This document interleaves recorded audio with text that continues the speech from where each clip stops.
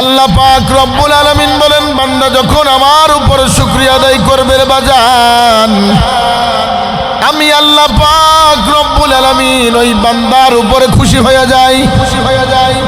আল্লাহ যদি বান্দার উপরে খুশি হয়ে যায় আর কোনো টেনশন করার কারণ নাই রে বাজান। দুনিয়ার নেতা যদি, দুনিয়ার এমপি যদি, দুনিয়ার মন্ত্রী যদি একজন কর্মীকে যদি বলে আমার এটা আমার লোক, আমার দলের লোক, কর্মীর ইজ্জত বেড়ে যায়, সম্মান বেড়ে যায়। আমার আল্লাহ ডাক দিয়ে বলে কি, মহান আল্লাহ বলে কি, আমার বান্দা যখন আমার উপরে শুকরিয়া আদায় করে, আল্লাহ পাক রব্বুল আলামিন সমস্ত মাখলুককে বলে, সমস্ত জিন ইনসানকে বলে, এই বান্দা আমার বন্ধু হয়ে গেল।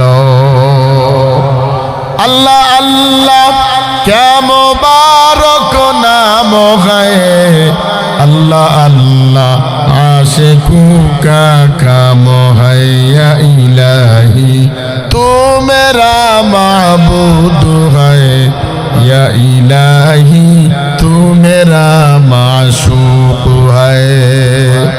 अल्लाह पाकेर दरबारे सुबहानाल्लाह,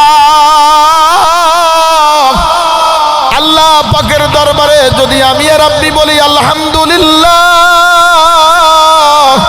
আল্লাহর আদালতে একটা জজবা উঠে যায়, দোল খাই দোল খাই। আমার আল্লাহ ডাক দিয়ে বলে কি, ওই বান্দা জমিনে বসে কি করে একটু জিজ্ঞাসা করে আয়, একটু জিজ্ঞাসা করে আয়।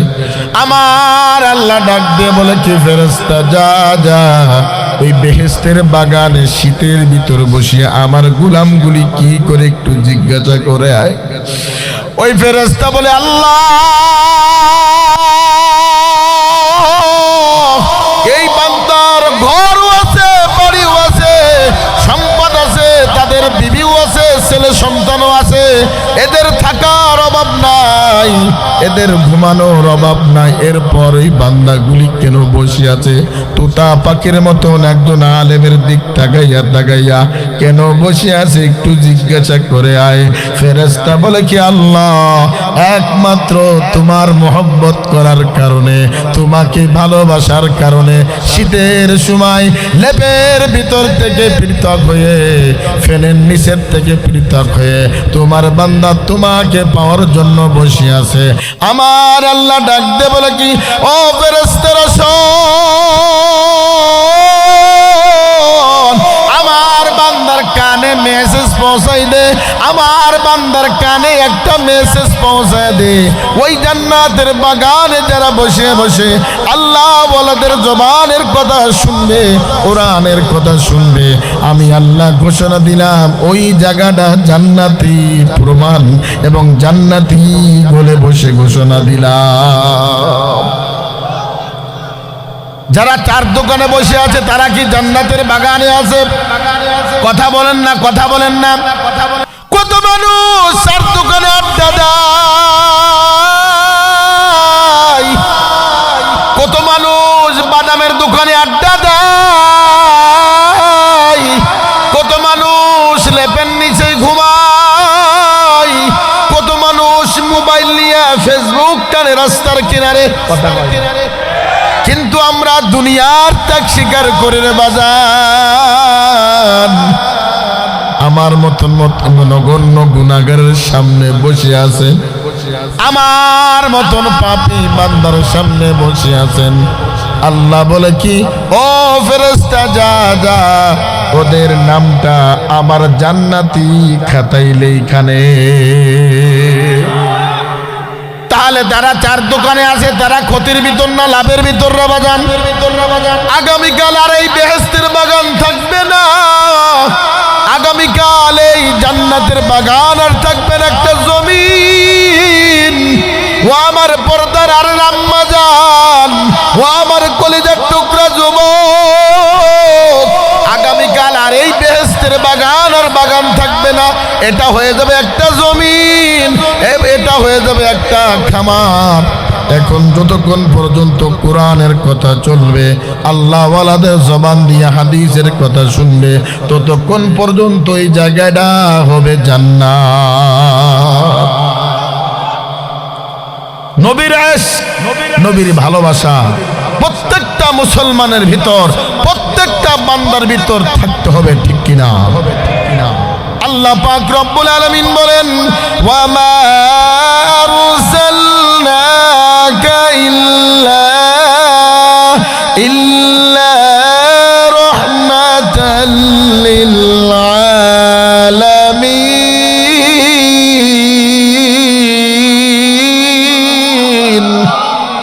আল্লাহ পাক রব্বুল আলামিন কুরআনুল কারীমের ভিতর স্পষ্ট করে জানাই দিয়েছেন, ও দুনিয়ার বান্দারা শোনো, আমি আসমানের মালিক, আমি জমিনের মালিক, আমি সমস্ত কিছুর মালিক হলাম আমি আল্লাহ। ওই জায়গায় আমার বন্ধু হাবিব হলো সমস্ত জগতের একজন রহমত স্বরূপ। মদিনার একটা ঘটনার বাজান শোনো। আল্লাহর নবী মসজিদে নববীতে বসে আছেন। একজন গ্রাম্য, একজন মহিলা, একজন যুবককে নিয়ে আল্লাহর নবীর কাছে এসে বললেন, ইয়া রাসূলুল্লাহ, ইয়া হাবিবাল্লাহ, আমার এই যুবকটা কাঠ দিয়া সুন্দর করে মিম্বর বানাইতে পারে, সোফা বানাইতে পারে, শোকেস বানাইতে পারে। আপনি যদি অনুমতি দেন তাহলে আপনার জন্য একটা মিম্বর বানাইয়া দিব। আপনি যদি অনুমতি দেন রে বাজার একটা মিম্বর বানাইয়া দিব। আল্লাহর নবী সাল্লাল্লাহু আলাইহি ওয়াসাল্লাম বললেন, মা, আমি অনুমতি দিলাম, যাও যাও যাও, তোমার এই লোককে দিয়া একটা মিম্বর বানাইবা, তোমার এই লোককে দিয়ে একটা মিম্বর বানাইবা। আল্লাহর নবী যখন অনুমতি দিলেন, আম্মা জান হাসতে হাসতে বাড়ি চলে গেলেন কামলার নিয়া। তার লোককে বলেন, সুন্দর করে বানাইবা এই মিম্বরে আখিরি জামানার নবী মুহাম্মাদুর রাসূলুল্লাহ সাল্লাল্লাহু আলাইহি ওয়াসাল্লাম দাঁড়ায়া দাঁড়ায়া জান্নাতি সাহাবীদের সামনে খুতবা প্রদান করবে।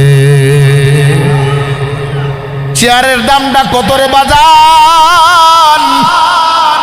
যে চেয়ারে নেতা বসলে চেয়ারের দাম বেড়ে যায়, যে চেয়ারে এমপি বসলি চেয়ারের দাম বেড়ে যায়, যে চেয়ারে মেম্বার বসলি মেম্বারের দাম বেড়ে যায়, যে চেয়ারে আলেম বসলি চেয়ারের দাম বেড়ে যায়।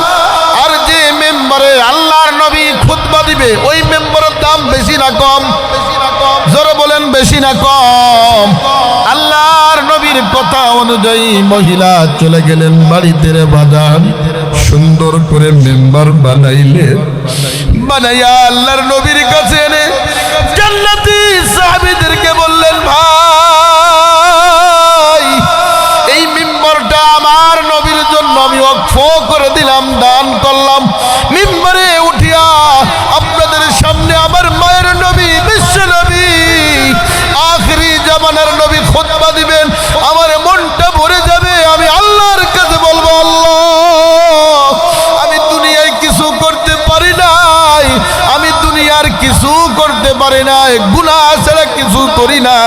ও আমার যুবকেরা শোন, ও আমার পর্দার আর আম্মা জান, কান্না কাড়া করে শোনো রে বাবা, আমার মতন পাপী আর দুনিয়ায় কেউ নাই। মহিলা বলে, আল্লাহ যদি প্রশ্ন করে, মা তুমি কি আনছো আমার কাছে? আমি আল্লাহর কাছে পেশ করব, আল্লাহ, আমি আল্লাহর নবীর জন্য, আপনার হাবিবের জন্য আমার নিজের কামলা দিয়ে একটা মিম্বর বানাইয়া দিছি। আল্লাহর নবী মিম্বরটা পাইয়া খুশি হলেন। আল্লাহর নবী মিম্বরে উঠে খুতবা দিবে। হঠাৎ করে দেখে আল্লাহর নবী জীবনটা ভর যে জায়গায় দাঁড়াইয়া খুতবা দিতেন ওই জায়গায় একটা খেজুর গাছ আছে। কি গাছ? খেজুর গাছ আছে। খেজুর গাছে হেলান দিয়ে আল্লাহর নবী খুতবা দিতেন। খেজুর গাছটা সরাইয়া মিম্বার লাগাইলেন, আল্লাহর নবী খুতবা দিবেন। হঠাৎ করে দেখে বাচ্চা কান্নার মতন, বাচ্চারা কান্না যেমন শব্দ হয়, আব্বু আব্বু বলে ডাকে, মা মা বলে ডাকে, এইভাবে খেজুর গাছের ভিতর থেকে ইয়া মুহাম্মদ ভাসে। সাহাবীরা পাগল হয়ে গেছে, হাই হাই কে কান্না করে, কে কান্না করে? কোন সাহাবী তো কান্দে না। আল্লাহর নবী সাল্লাল্লাহু আলাইহি ওয়াসাল্লাম কোন ইবারতে এইভাবে আসছে, আল্লাহর নবী নিজে গেলেন, আল্লাহু আকবার। কোন রাওয়াতে আছে আল্লাহর নবী খেজুর গাছকে ডাক দেয়, খেজুর গাছ আয় আয় আমার কাছে আয়, কান্দিস কে, কান্দিস কে?